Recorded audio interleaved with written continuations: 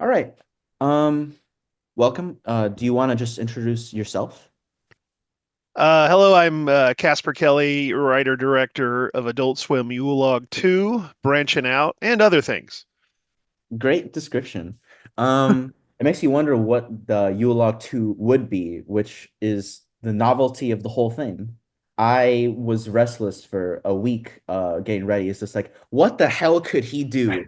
How can you do a sequel to this previous concept?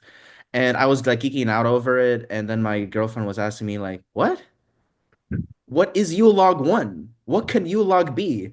And yeah, that I just love the second one. It's one of my favorite movies of the year, some of my favorite practical effects. Oh, thank you. Yeah, yeah. Did you show your girlfriend the first one? No, because I'm in Tallahassee, she's in Miami. I gotta show her the first one. I've been showing my friends the first one like throughout like winter break before I went down. I'm in Miami now, so I'm definitely gonna show it to her, and I'm gonna be getting into like a little story having to do with when I showed my friends it. So Oh, okay. we'll get there. Yeah, yeah. Yeah. Um, okay. First question, long-winded thing. Bear with me. Yeah. The reach your stuff and works of your niche, that being oddball, meta, just adult swim and affiliated stuff, has done a number on my generation in a good way. We've grown up on the weird shit Adult Swim would subject us to when we stayed up past Cartoon Network signing off. That includes Too Many Cooks, obviously.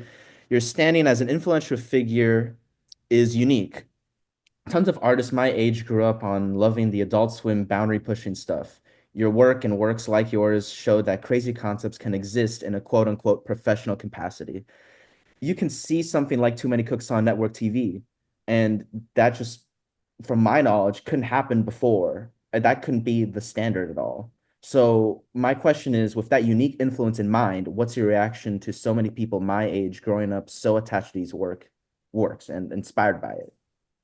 Uh, it is so gratifying. It brings me so much joy. I'm so happy. Uh, it it's what I do it for. It was never about the money. It was really about reaching people and so this is what you're saying is just enriching my soul. Not to get too sentimental, but that's why I do it. So it makes me so happy to hear you say that. Um, and also as a Gen X guy, I worry, oh, is it only for Gen X? So to see that it's appealing to you, which is two generations away, is thrilling. That's great. I can't tell you the amount of people who in middle school were like, when Too Many Cooks came out, and they were like, "Oh my God, look at this! This is crazy." They didn't see it just as like a viral video because it's like 10 minutes long. You actually have to like sit down, and actually like pay attention. So in like the world of like, oh my God, what's the newest Five Nights at Freddy's lore? That kind of thing, that weird cryptic stuff. That's what all the autistic kids like, right? My age. And we were just completely enthralled in it. And to this day, people think fondly on Too Many Cooks. I showed it to a friend of mine, and they were like, "Man, I love that as a kid." And they loved rewatching it because I couldn't like get enough of the fact I was speaking to you. So we did kind of a binge of your stuff. So I'm enriching your soul even more by saying all that. Well, thank you. Yeah, of course. Yeah, sometimes I wonder, not that Adult Swim has really asked about it, but I guess they've danced around it a little about should I do a sequel? Should I do a feature film version of it or something? And I always go back and forth. I definitely have ideas of what I could do, but it's such a it's so well regarded. Part of me just wants to let it be and you know, not Mhm. mess with it. I don't know. I go No, back and forth. I get Yeah. you. Yeah. And you were speaking about like your sensibilities, like the Gen X stuff, right? Um, and how do you like transfer that to like translate? Because like you said that like keeping stuff in mind for younger generations, like you have that like consciously like there when you make stuff. How do you like blend that stuff in? Because like you're referencing stuff in Too Many Cooks that nobody in my generation will like get unless we like that kind of like network TV stuff, right? But it's so appealing to us. Was that just a coincidence or? Yeah, I don't really. I think it can be dangerous if you think too much about what an audience might like. Ironically, because sometimes I've tried it, but usually that doesn't work. Um, you have to do stuff you like Hmm. in your soul, and then somehow that'll translate over. That's my instinct. You know what I mean? If people try to do something of like, oh, people like this, they like ninjas and they like Star Wars, so we're going to do Star Wars ninjas, which on paper sounds like it would be awesome, and maybe it would be awesome. Maybe I should go pitch that. But it can kind of come off as you're pandering.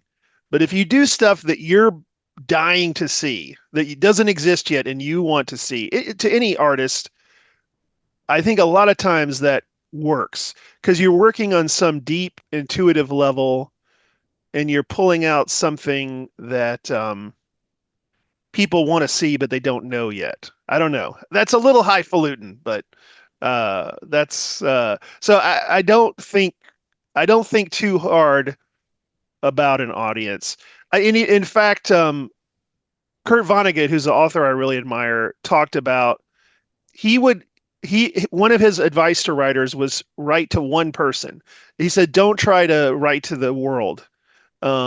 It's he's like it's trying to have sex through a window or something like through the world. It's like at most you're thinking of one person. Like he had a sister who really loved his sense of humor and he wrote for her. Even after she died, he imagined writing for her, like stuff that she would have liked. And that's good. So anyway, that's a very long-winded answer, but No, it's a perfect yeah. answer. I was Yeah. gonna ask a question like that before. But you got it perfectly. My question was, because you definitely don't work like in the traditional system to make stuff, but you've made two movies, a TV show, several short films that are like generation defining.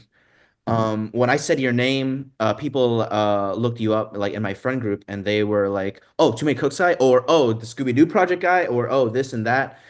You have a lot of like pockets you fill in, right? And I was gonna ask, what's your advice to young creatives? Not for breaking in, but instincts, and you answered that perfectly. Unless you want to give more towards that. No, I think that's it. And I think that it's kind of a good time because it's more possible to make your own stuff now and put it on TikTok or Instagram and have it reach an audience and then build into something. Like there's some Instagram, like I don't know if you're familiar with Adult Swim's Off the Air, but or Adult Swim Smalls, I but am. people will just make stuff and then it'll get noticed by Adult Swim and then before you know it, they're making a show or something. So it's a great way to get out there and get noticed. And then a lot of people, they don't need a middleman. They're doing well enough that they can just make their own stuff directly for an audience, like Meat Canyon or uh yeah, stuff like that. So it's kind of a great time, but I do think you try to do the thing that only you can do. Or here's another quote I love. Elvis Costello said, "You start out imitating your heroes, and the way that you screw that up is your style." So, which I think is really cool because your style will impose itself on you. It's so natural that you can't help it. Um, like I don't try to have a style. I don't try to be about the same thing. But it just turns out that way. Or as another rambling example, Paul Thomas Anderson, when he did Punch Drunk Love, he was trying to do an Adam Sandler movie. He said in an interview, but it doesn't feel like an Adam Sandler movie. It feels like a Paul Thomas Anderson movie.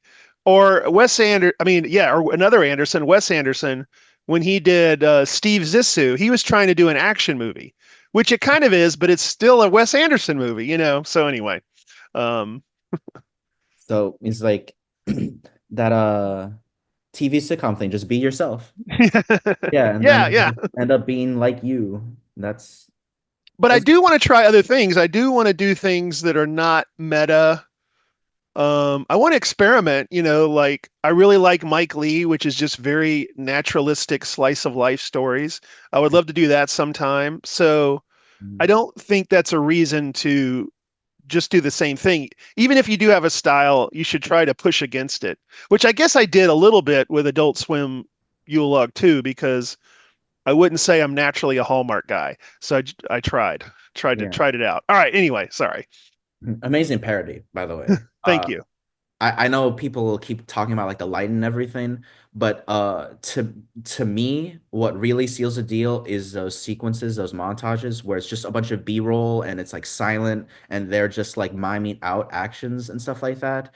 It's like when they were making the shrimp fudge and everything, it was just a bunch of cuts of them like, oh my, Yeah. that was great. That's exactly like a Hallmark movie. If you get what, Yes, yeah, they totally have those montages. Yes. yeah, great stuff. Um, all right. Next question. Part of the point for a couple of your projects is a surprise with Ulog being like anti-marketed. Uh, Yes. and Too Many Cooks just happening randomly. I wasn't there like physically. I've seen Too Many Cooks, but I'm to understand that it just happened one day, like on Adult Swim. Yes. Cool. I talked about how others in my age group saw like how like, oh, it's so cool, these things could happen, but what was your intention with that choice, it being a surprise? With Yule Log or Too Many Cooks? If the answer is different for both, give as many as you want. Well, definitely with Yule Log, with the original one, the idea was to just advertise it as a Yule Log video. Mhm. And then after a few minutes, it turns into a movie uh, to surprise people. Um, and yeah, I guess you're right. And then Too Many Cooks, well, you don't know anything. You're going in blind, and then oh, it's a sitcom intro, and then it's like, oh, it's not stopping. So it's fun I love to be surprised. So, and it's fun not knowing anything going in, and it's harder to go in blind to movies and stuff now because there's so much coverage of everything. So it is something delightful. Do you remember when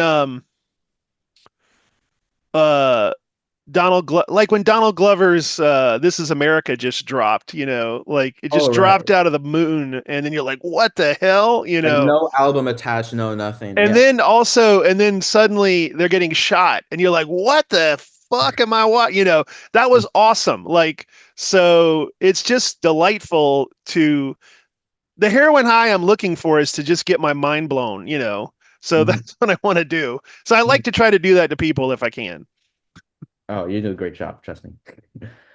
um do you have any reservations when you do that? Like, oh, like it's such a cool idea, but I have a whole hour and a half movie that I did that I'm basically not putting out in the world like that. Or are you like so strong with like your conviction, you're like, yes, absolutely has to be surprise. That's like the whole point. I think the surprise probably helped it get noticed. Hmm. But on the other hand, I am in the Hollywood game. I am developing movies in a more traditional theatrical route. Hopefully, there's one that might be getting funding that I'll shoot next year. Oh, So I'm well, interested in, huh? the studio, same studios that did Barbarian, no? Yes, yes. Hmm. Oh yeah, you have been doing your research, but you never know. But I got some hooks in the water, a lot of hooks, and right now it's the end of the year, so I always take stock of the past year, what went well, what went well, what didn't go well, and then I excitedly plan projects for the new year and what ideas I'm excited about, what I'm going to try to do. Hmm. So I'm in that phase right now, which is very fun. Hmm. So it's not always like a surprise to you. You actually want to like get out there, make more stuff. I guess traditional, just because you're creative, if you want to put a movie in theaters, if you can, you would kind of Oh, thing. absolutely, yeah. But Yeah. I have a great relationship with Adult Swim and I love working with them and will continue to work with them, but I definitely have other things rolling with other companies. Hmm. And I would love to I don't know if I'm quite the right style for it, but it would be awesome to do a movie for A24. So I'm gonna make a run at it. So we'll see. Absolutely. And I'll be all there for it. When you make it like a huge movie, right? Everybody loves. They share on TikTok. It's like, what the fuck is this, right? The Florida State University campus will brag that we had you first. All right. Okay. You did promos for Cartoon Network early in career. Yes. Really famously Scooby-Doo Project. Um, you did your Prefaces Going to Hell, short films, features, blah blah blah blah blah. What are examples of how these massively different avenues influence one another in your work? Because I know that for um your Prefaces Going to Hell, the person who's I forgot his name, I'm so sorry. He also did Cheddar Goblin when you were doing the Cheddar Goblin skit for Mandy. So you had that connection there. You pulled it to do another short of yours, if I'm getting it right. Wait, say that again? The person who did makeup effects for your Prefaces Going to Hell also helped with Cheddar Goblin. Yes. Shane Yes, Morton. Yes. Shane Morton. Yes. And what are other examples of how like a work on this pocket that you're dealing with is influencing another one, or if it's like a creative sensibility, like doing promos influences your movies, that kind of thing. That's a very interesting question, a very broad question, but I guess yeah, you're building on what you learn, and you're building on who you work with. For example, William Tukarski, who's the killer in Too Many Cooks. We first saw him. We first used him. He showed up as an extra for Your Pretty Face is Going to Hell. He's actually the first person you see in the first episode. He's using a badge to try to get through a door, and he can't. It doesn't work, and then he gets eaten by a spider, a giant spider. So he's the first person in Your Pretty Face is Going to Hell, and I loved him. And then I thought he had a great look, so I used him as the killer in Too Many Cooks. And then yeah, Shane Morton worked on that show, painting people and making horns. And then yeah, of course got him for Cheddar Goblin. I got him for the Log Monster in Adult Swim Yule Log 2. I love working with him and his team. Like Kyle Yacklin. So yeah, it just things build on each other. And in terms of promos, yeah, you I always tried to do promos like skits, like little stories, because I always wanted to tell stories. So to me, they were very like little SNL skits, and then I just started building on it when I was allowed to do longer stuff. Um, it's so cool to see your progression of how you tell stories. Like you've always had like that high concept kind of thing, and I'm glad that you've been funded since then. Yeah, me too. Thank you. It's a crazy business. I could tell, but you make it crazy with your stuff, which why like just the novelty that like yeah we're gonna give X amount of money to this insane idea like five times over with all your projects. So cool. It's just inspiring, you know. Thank Um, you. yeah. Uh, for more U-Log questions, first one, do you have a favorite U-Log video? Oh boy. Uh,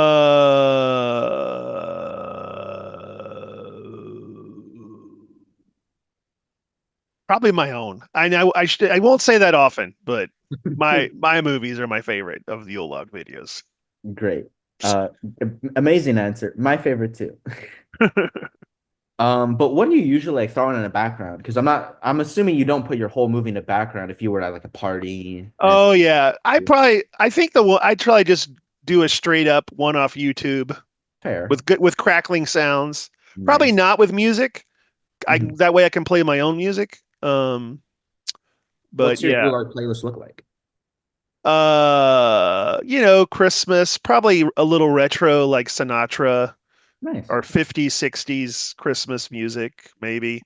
Nice. Also, we do have a fireplace, so which we haven't used in a while, but maybe I need to fire that up over the holidays in honor of Yule log. Well, be careful though. Yes. You can get the dust.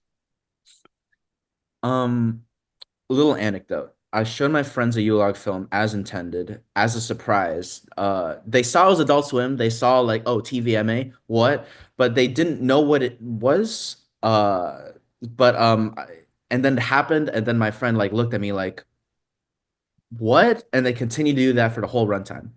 And that specific friend told me to ask you what inspired your freakiness in those exact quotes.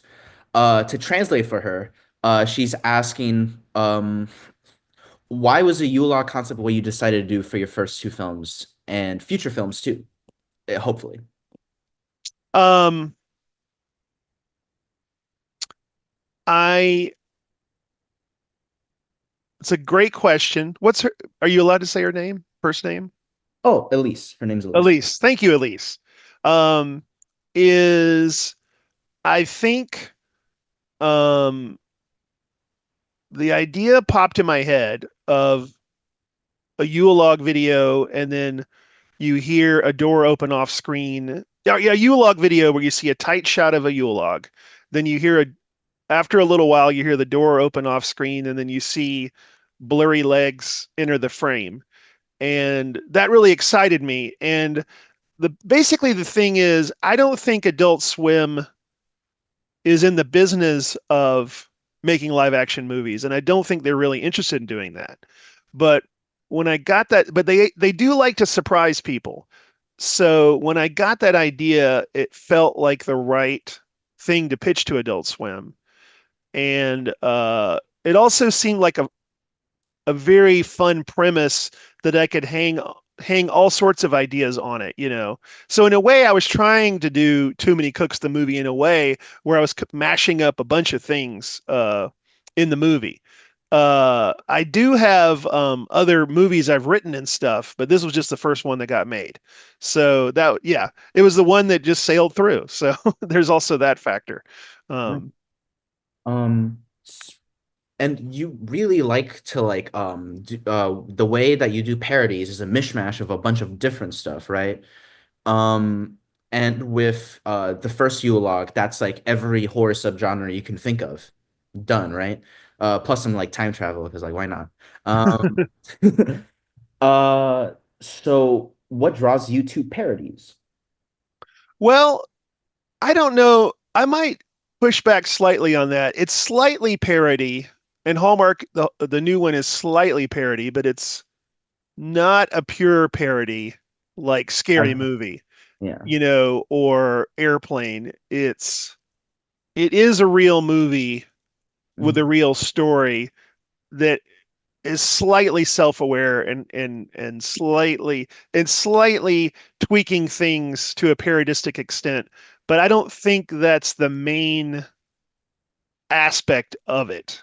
You Oh, know, like absolutely. Scary Yeah. Movie, for example.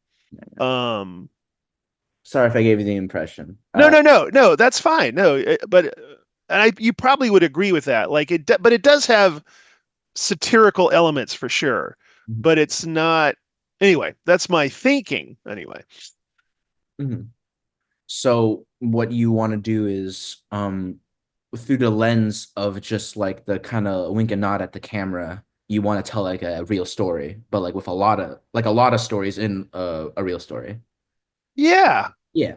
yeah. Yeah, okay. And some of it is sincere, some of it is not winking, but Oh some of no. it is wink. Like, yeah, but Yeah, no, absolutely. I'm not. But it's sort of like trying. It's sort of like shrimp fudge, trying a bunch of different things that maybe shouldn't go together to see if they do go together.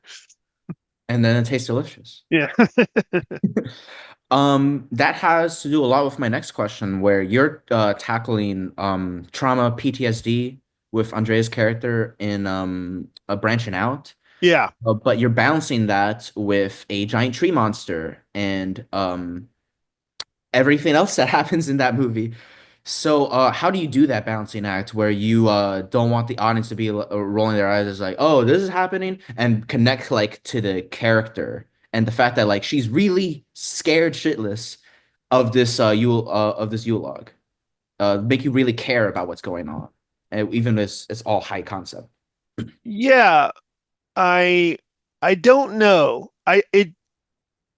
How do I balance it?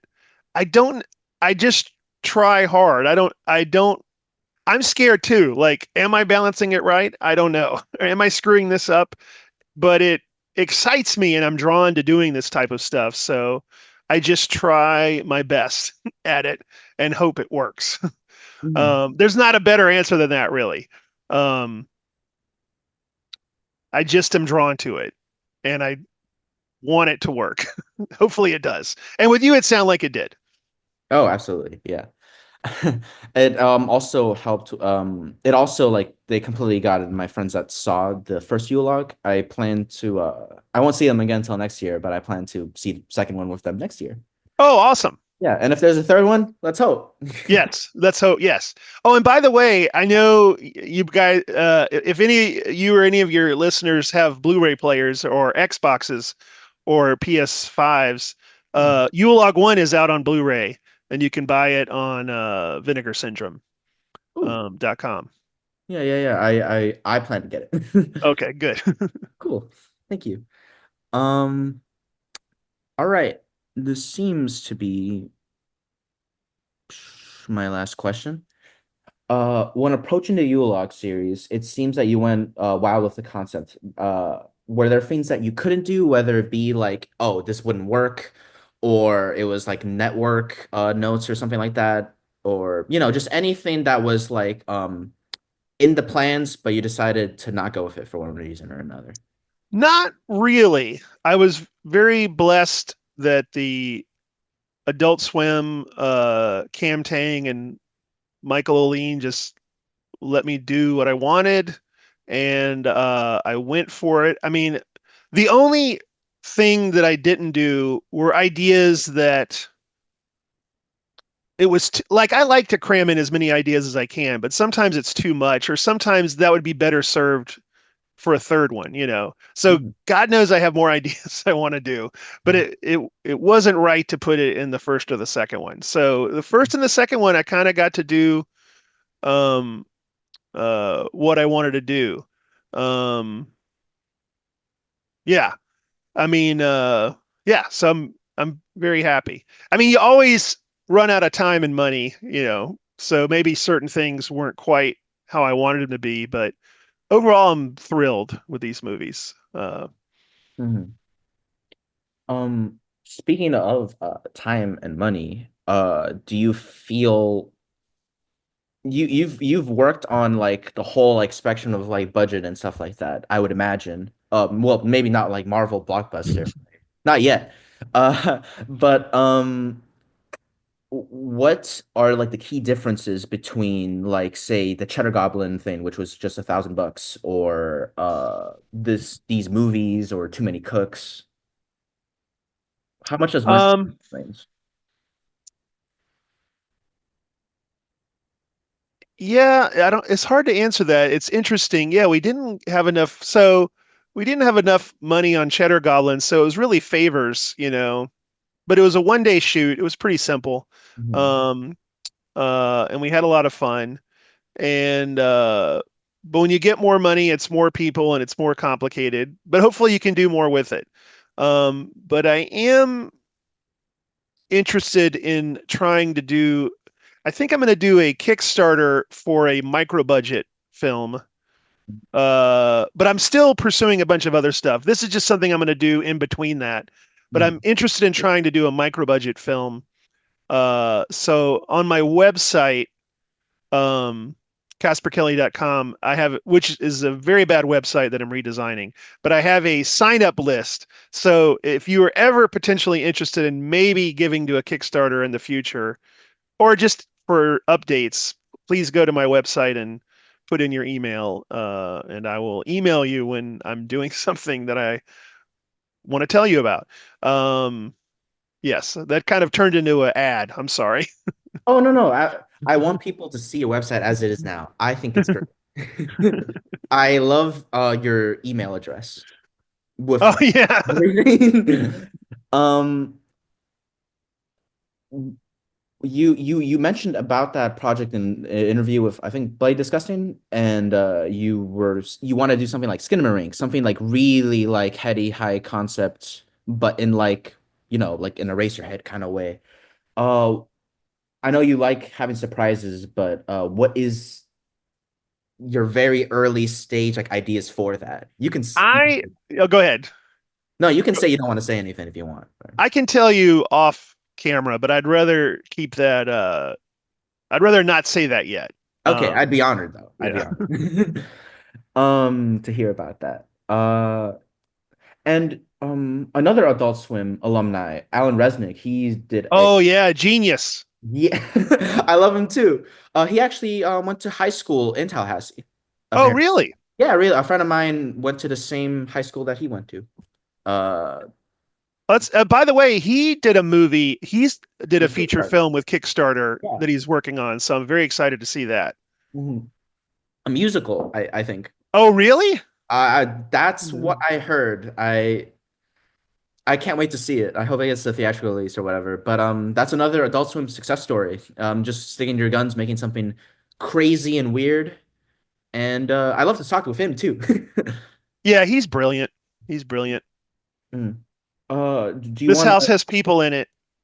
Oh, I just love that. I love the whole project. I love Yeah, how he hid like an hour of stuff with a URL that's flashing for like a second. It's so cool. yeah. I love It's all. Sonic too, so the whole Sonic thing was really funny. Yes. Um, okay. Do you want to give a shout out to just not only your work, but anybody's work, anything that you feel like should be seen that isn't seen enough, or anything like that? Sure. Let me think. Let me think. I will for well, my friend Rodney Asher, he did Room 237 and Escaping the the Matrix, or yeah, A Glitch yeah. in the Matrix and The Nightmare. I'll plug him. I'm a fan of him. And then uh here's an interesting movie. There's this guy Damon Packard who's doing really interesting stuff with AI right now, crazy stuff. But he did a movie called Reflections of Evil, which is nuts. And it's on YouTube. You can just watch it. Mhm. And I recommend it. It is crazy. It's like a paranoid hellscape movie. It's kind of a could be a companion to Taxi Driver or The Joker, the original. It's wild. I love it. Um, and it's worth watching. It's if you want to watch something really weird and crazy. Mhm. Uh, Thank you so much for everything. Just like speaking to me, and we hope to see you on campus. I'm excited to go there. And thank you so much. And you tell me this was your first interview. Well, great job. A Oh, thank you. plus. Oh, thank you so much. Yeah, hope to have many more. Yeah, love speaking with you, and I hope the campus loves you too. I'm sure they will. If I show them to Mandy, they'll just eat this up like cheddar goblin food. Awesome. Great.